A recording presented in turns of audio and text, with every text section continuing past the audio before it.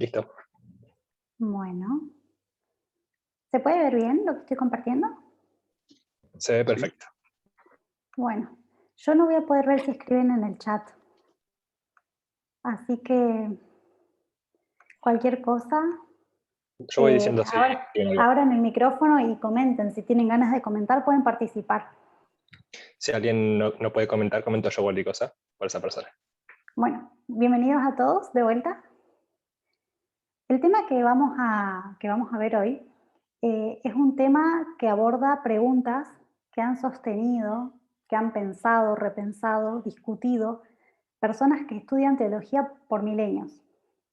Y si bien personalmente he tenido preguntas de este tipo, voy a decir honestamente que no sabía que para articular las posiciones posibles había escuelas teológicas, hasta hace poco. Agustín de Hipona dijo una vez, si enim comprehendis non es Deus. Esto es latín y quiere decir que si algo puede ser comprendido, no es o no viene de Dios. Esto implica que, según la posición de Agustín, Dios escapa a nuestro entendimiento. ¿Y por qué no también a nuestro estudio? Porque habríamos de estudiar un tema en vano, siendo que no podríamos llegar a una conclusión. Vamos a leer Romanos 11:33 en 3 versiones distintas. Me gustaría que 3 personas distintas lean cada una de ellas. Una es la versión, la Valera 60, que es la que solemos usar más, y otras son versiones más actuales, pero que me parece que capaz nos ayudan a entenderlo. Carol, ¿podrías leer el primero?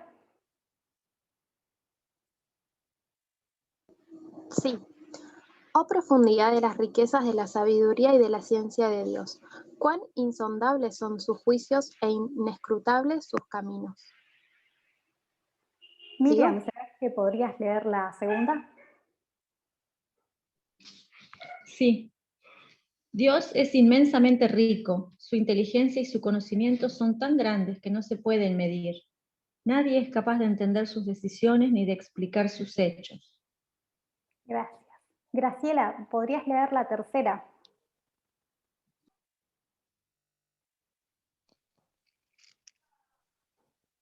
Qué grande es la riqueza, la sabiduría y el conocimiento de Dios. Es realmente imposible para nosotros entender sus decisiones y sus caminos. ¿Qué es lo que está expresando Pablo acá? Pablo está expresando de que todos somos inferiores a Dios y que su persona es imposible de entender, que su persona es insondable, que es misterioso, impenetrable, inexplicable. Hay otros textos inspirados que parecen apoyar esta premisa también. Y de hecho muchos cristianos están cómodos con esta premisa y adhieren a un refrán de un poeta que dice así: lo nuestro no es razonar por qué, lo nuestro es hacer y morir. Este es un poeta inglés y es un refrán que se usa muchísimo, especialmente en círculos religiosos de habla inglesa. ¿Qué es lo qué implica este refrán o qué trata de inferir? Nos invita, de cierta manera, a obedecer ciegamente, ¿no? A no cuestionar. Acá hay una porción que escribió Elena de White en El conflicto de los siglos. Ella en una porción que habíamos leído hace un tiempo, y ahora vamos a hablar de eso de vuelta, que es Conflicto de los siglos, página 516, cuarto párrafo en adelante. Ella advierte contra la duda y advierte contra el cuestionar. ¿A alguien le gustaría leer esto? Yo puedo leer. Dale, Tato. Con todo, la inteligencia limitada de los hombres resulta inadecuada para comprender los planes del Dios infinito.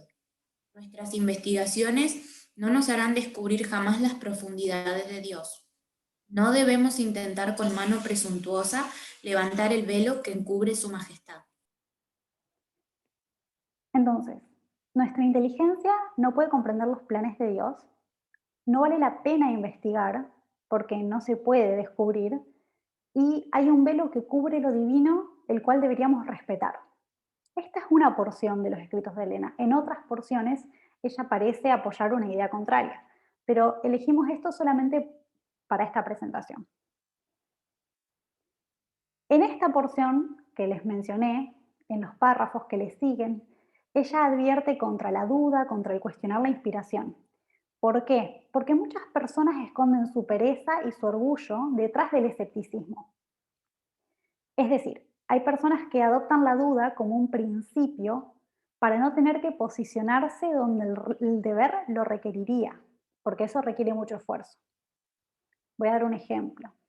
Es más fácil elegir creer que a Dios no le importa cómo me visto o cómo como, que tomarme el trabajo de entender los requisitos que Dios sí hace y ponerlos en práctica. Entonces es una forma de escudarse. En esa porción del conflicto de los siglos, Elena también se explaya en lo fútil que pueden resultar todas las investigaciones y que debemos confiar en el amor de Dios, simplemente. ¿Qué conclusiones podemos sacar de los textos de Romanos 11, que son los versículos finales, y de esta porción del conflicto de los siglos? ¿Están acaso proponiendo Pablo y Elena que la ignorancia es dicha? Porque ese también es otro refrán que viene del inglés, que la ignorancia es dicha, es una bendición, es un alivio. ¿Será que eso es así realmente? Una lectura superficial puede hacer que una concluya que Dios no ha de ser investigado, no ha de ser estudiado. Y me arriesgaría a decir que la mayoría de nosotros se ha encontrado en conversaciones en las que hemos recibido o hemos hecho preguntas que aparentaban no tener respuesta, que aparentaban no poder ser respondidas. Lamentablemente, la razón que suele atribuírsele a eso no es que no nos hayamos esforzado o que no hayamos estudiado lo suficiente o que quizás aún no sea el tiempo de entender tal o cual tema, sino que se suele asumir que es la voluntad divina que no se ha entendido. ¿Por qué? Porque quizás no sea útil para nosotros.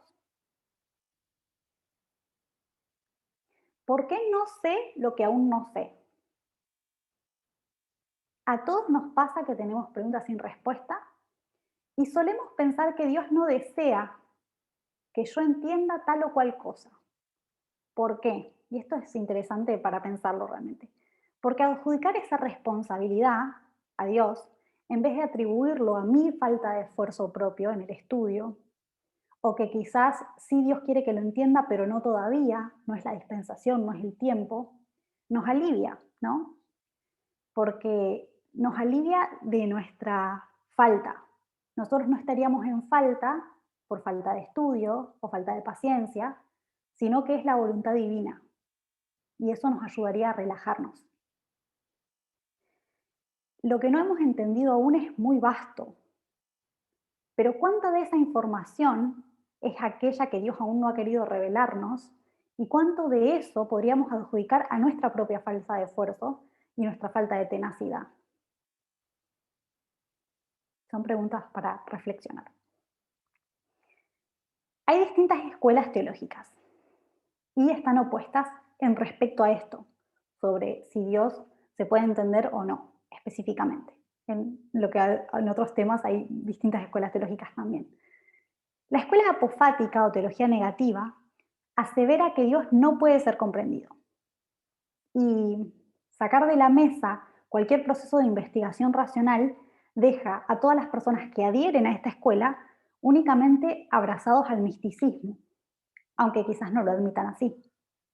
Por el otro lado tenemos la escuela catafática o la teología positiva, que acepta la posibilidad de que sí se puede conocer a Dios mediante el uso de la razón y mediante el contacto que tenemos con la realidad. Vamos a ver detalles. Los adeptos a la corriente apofática quizás se encuentren a sí mismos siguiendo reglas o ideas que no pueden respaldar con una explicación. Y esto tiene mucha semejanza con una cosmovisión pagana, con un comportamiento o una creencia de que Dios tiene que ser agradado o aplacada su ira mediante formalismos o rituales. No hay lógica que lo apoye, no hay estudio que lo apoye. Lo hacemos así porque así lo hemos hecho siempre y es tradición, pero no lo podemos sostener mediante un buen argumento. En este tipo de escuelas, las preguntas incomodan. Pueden ser catalogadas como falta de fe o, peor aún, rebelión o herejía. ¿Pero es realmente eso obediencia y fe? Los críticos de esta corriente, que critican a la corriente catafática, podrían argumentar que creer que uno puede conocer a Dios es arrogancia o es insolencia y que no vale la pena emprender dicha tarea. Porque, ¿quiénes somos nosotros para definir a Dios? Si lo definimos, no lo estamos encasillando. ¿A qué escuela piensan ustedes que pertenecen la mayoría de los cristianos? Por lo menos los que ustedes conocen. Apofática. Apofática. Gracias por sus opiniones. Pareciera así que la mayoría de los cristianos apoyan esta escuela, la apofática, la teología negativa. Y es más, yo creo que muchos se autocatalogarían, muchos cristianos se autoelegirían esa escuela si las vieran así en esta diapo para identificarse. Pero, ¿quién no ha escuchado el dicho, Dios es amor?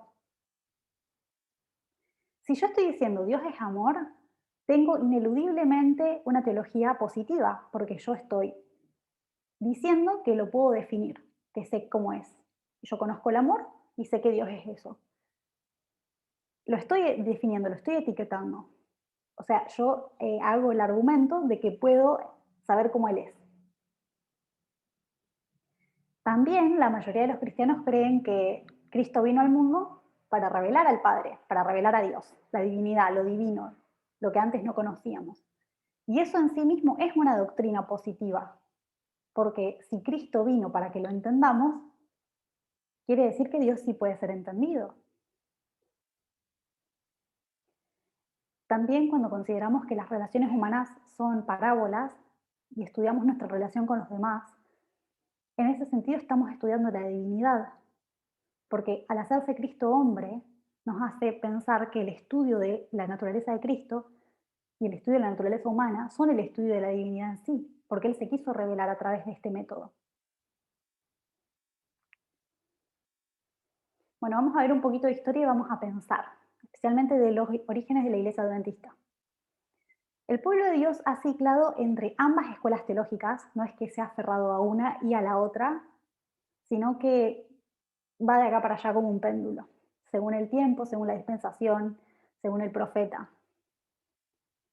Y a veces, hoy en día lo podemos decir así, vos estás ciclando entre dos escuelas teológicas, pero quizás las personas que lo hacían no tenían la forma de articular esto porque no estaba definido o no estaba, capaz no sabían que eso tenía un título. Vamos a considerar el movimiento milerita. Ellen White fue parte del movimiento milerita. Ella escuchó las predicaciones de Miller junto con su familia y creyó en eso y se unió a esa predicación. La piedra angular del movimiento milerita, de los argumentos teológicos, era que el tiempo es ahora. Ellos habían identificado que 1798 era el tiempo del fin, y esta piedra angular de la teología del movimiento milerita podría decirse que está en oposición a la Biblia, porque una pequeña porción de la Biblia afirma que nadie sabe el día ni la hora de la venida de Cristo. Sin embargo, los mileritas predicaban la venida de Cristo y la predicaban para ese tiempo. ¿Por qué ignoraron eso los mileritas? Ellos planteaban simplemente que a pesar de ese pequeño escrito está, o así dice el Señor, nadie sabe el día ni la hora, sí se podía saber de hecho que Cristo estaba viniendo el 10º día del 7º mes.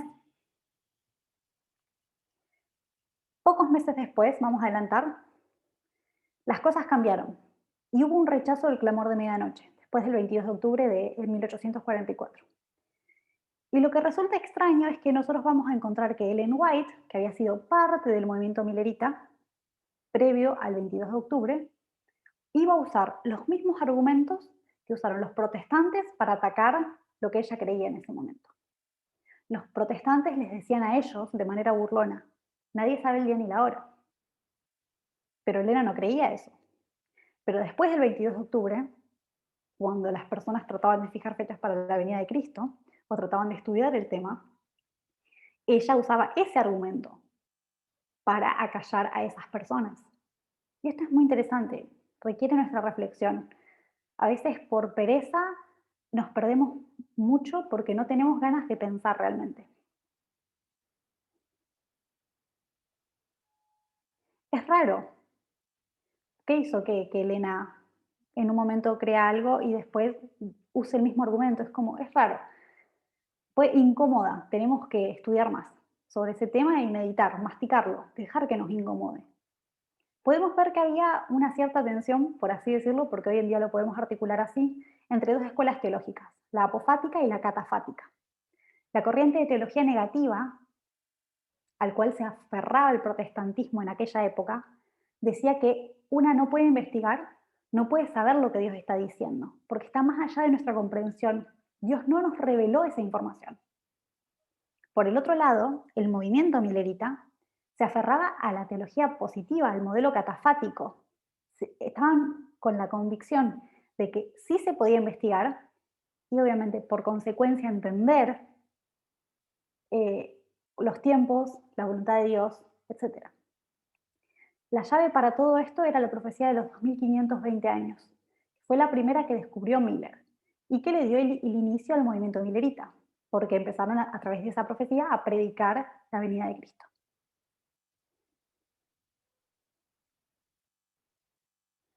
Y esta profecía en sí es como un disparador, un puntapié, como que venían con una escuela teológica todo el protestantismo y a partir de este descubrimiento de Miller se disparó una transición en la escuela de pensamiento.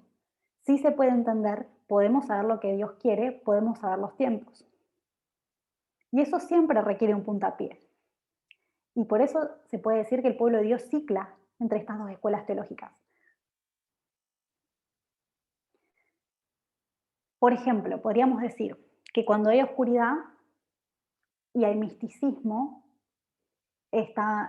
ahí predomina la teología negativa, la teología apofática. Pero cuando el pueblo de Dios empieza una línea de reforma, porque Dios levanta un mensaje, Dios levanta un mensajero, cuando Dios está levantando un pueblo, hay una transición entre la teología apofática y la catafática. Las personas se convencen de que sí se puede entender algo más, de que sí merece otro estudio, de que hay que cuestionar el dogma existente, de que el camino es hacia adelante. Y como movimiento también hemos ciclado entre estas dos perspectivas o dos pensamientos, y a nivel individual también. Vamos a dar un ejemplo de lo que ha pasado como movimiento. En el 2018, con el clamor de medianoche, la mayoría abrazó el entendimiento del tiempo. Pero en el 2019 hubo un zarandeo. ¿Cuál fue la causa del zarandeo? La falta de disposición de ciertas personas a cambiar de modelo teológico. Las personas que se fueron rechazaron el tiempo poco después. Inicialmente lo habían abrazado y después lo terminan volviendo sobre sus pasos y diciendo no, al final no creemos en eso. Y esto en realidad es rechazar el modelo de la teología positiva. Y caer de vuelta a los brazos de la Odisea. ¿Qué es la Odisea y cómo la vamos a definir hoy? La Odisea es misticismo. Es creer que no se puede saber el tiempo, creer que no se pueden saber muchas cosas y conformarse con eso. Conformarse con formalismos o preguntas sin respuesta. Y es el equivalente a caer al malvado mundo de abajo. ¿Se acuerdan de la primera visión que tuvo Elena? Bueno, iban por un camino y había gente que se caía al mundo malvado de abajo. Esto es caer en los brazos de la Odisea.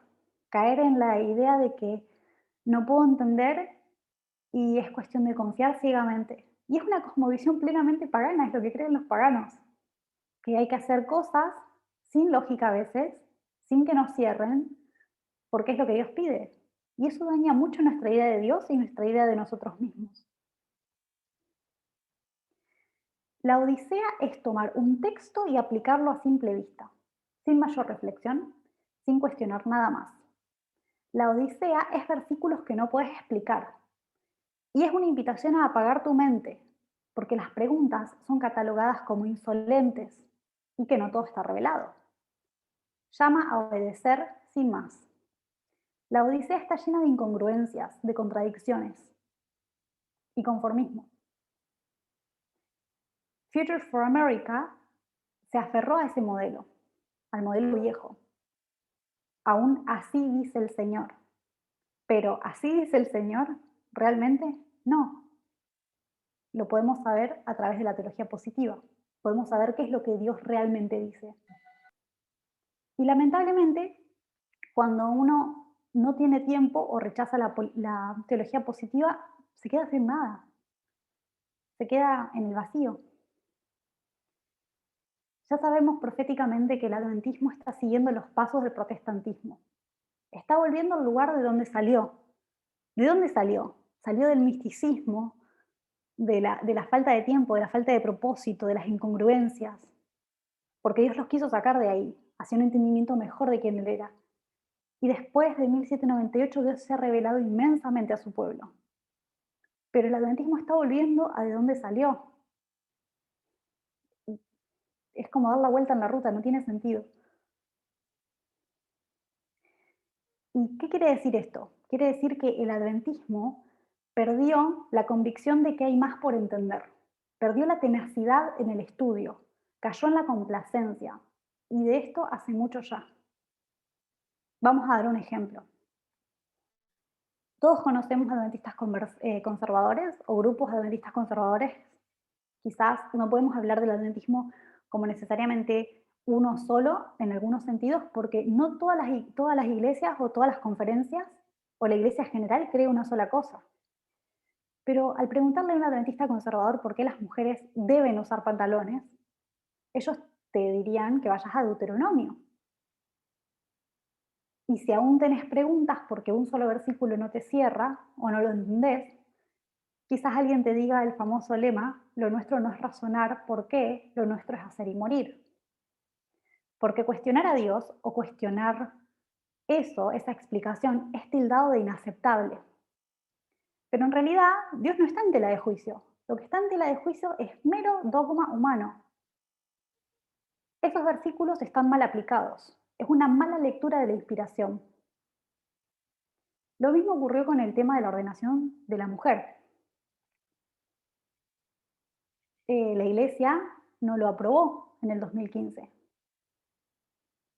No permitió eso.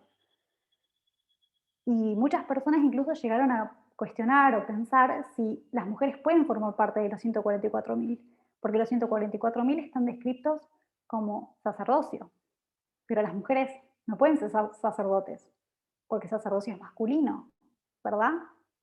Esa es la explicación existente en el adventismo. Me parece una locura. Vemos que Pablo, en Hebreos, en la carta a los Hebreos, da una explicación de por qué Cristo era sumo sacerdote y había reemplazado al sumo sacerdote que estaba en Israel en ese tiempo.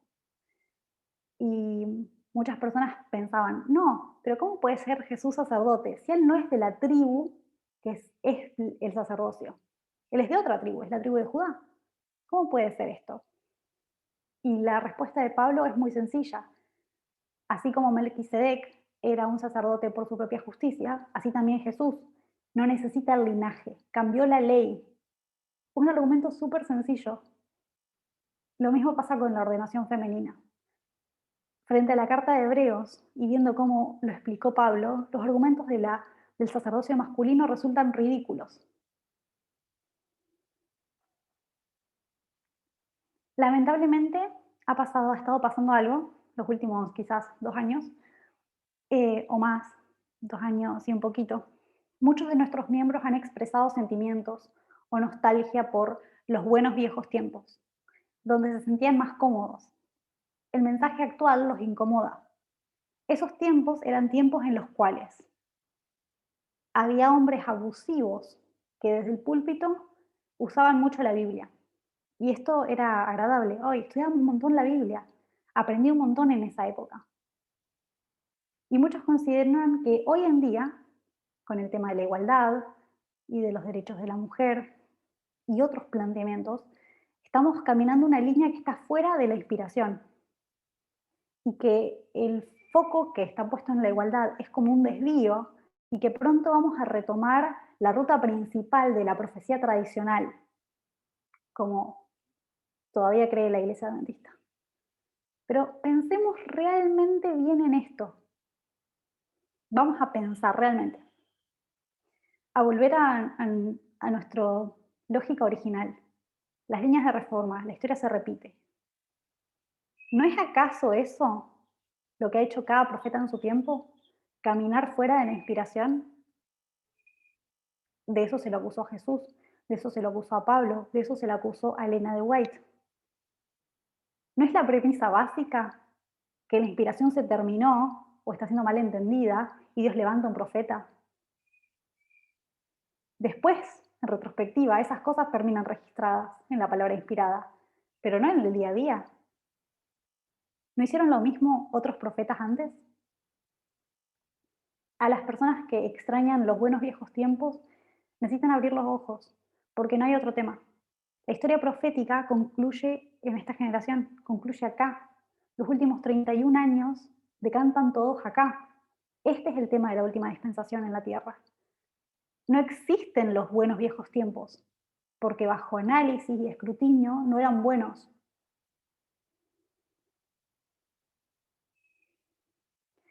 La idea que yo tengo de Dios va a afectar la relación que yo tengo con Dios.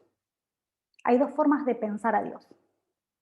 Que está lejos de toda comprensión o que está al alcance de nuestro entendimiento. Como yo lo conciba a Él, ¿va a impactar mi estudio personal? Si yo creo que Dios no puede ser entendido, mi estudio personal se va a ver suprimido. Si yo creo que Dios está al alcance de mi estudio, eso va a alimentarlo, va a aumentar mis ganas, mi tenacidad, mi entusiasmo, mi perseverancia. Va a impactar mi inspiración, la nuestra, pero personalmente quiero que piensen la de ustedes, la relación que tenés con los textos inspirados. Abro la Biblia y voy a tomar una lectura superficial, una así dice el Señor, aunque haya contradicciones de época, de cultura, de cambio social, o se requiere mayor reflexión. ¿Será que yo puedo abrir Deuteronomio y decir las mujeres no pueden usar pantalones? ¿Será que eso es acertado?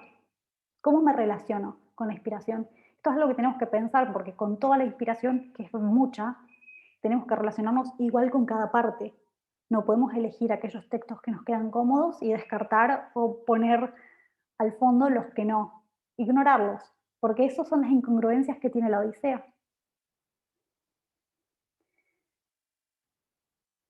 Cada escrito se merece un análisis profundo de la historia, del contexto cultural y de la progresión, de lo que Dios ha estado haciendo en la historia, de lo que Dios a través de la historia ha revelado que es su voluntad. Ese es el verdadero así dice el Señor. La idea que yo tengo de Dios es un carril, es una avenida que me va a llevar a las ideas que voy a tener de Dios mañana, a futuro. Si yo hoy me quedo estancada en el misticismo, o si yo hoy elijo fomentar mi estudio y mi vigor mental, y elijo lidiar, luchar con las cosas que aún no entiendo, con paciencia, con la creencia de que Dios sí me quiere revelar cosas, de que están a mi alcance, del alcance de mi esfuerzo, y de que si aún no llegan es porque aún no llegan.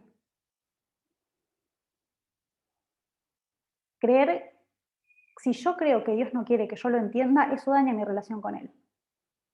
Porque me deja a mí en una posición de obediencia ciega. pero Dios nos regaló una inteligencia y Él quiere una relación inteligente con nosotros. Quiere que lo admiremos por quien Él realmente es, no que cerremos los ojos y sigamos dogma humano, textos mal aplicados. Hay que pensar con cuidado estas cosas, porque las ideas que yo tengo hoy van a afectar las ideas que tengo mañana. Y si yo creo que estamos en un momento en la historia en el que cada vez va a haber más luz, más revelación, tengo que estar preparado para estirar mi concepción de Dios. Es como el amanecer, cada vez voy a ver con más claridad. Y esto no me tiene que asustar, no tengo que pensar, antes creíamos tal cosa. Porque a la madrugada no hay comparación con la luz del mediodía. Tengo que estar listo, para poder avanzar en ese entendimiento. Quería que mediten en estas cosas hoy. Si quieren, terminamos con una oración y después hacen comentarios. ¿Les parece? Dale. Oremos. Amante Padre que estás en el cielo, te quiero pedir por favor que nos ayudes a meditar en estos temas, que no seamos vagos, que apliquemos nuestro entendimiento y las fuerzas que nos diste, porque sabemos que te vamos a hallar si te buscamos de todo corazón, y que no tengamos miedo de encontrarte, Señor. Te quiero pedir estas cosas, y te pido por cada miembro, Señor, que está luchando entre estas dos escuelas, estas dos lentes, que está luchando con la transición, que puedan venir a la teología positiva que es de este tiempo, que puedan aferrarse a la historia profética y que puedan aferrarse a la convicción de que estamos caminando certeramente. Te quiero pedir estas cosas en el nombre de Jesús. Amén.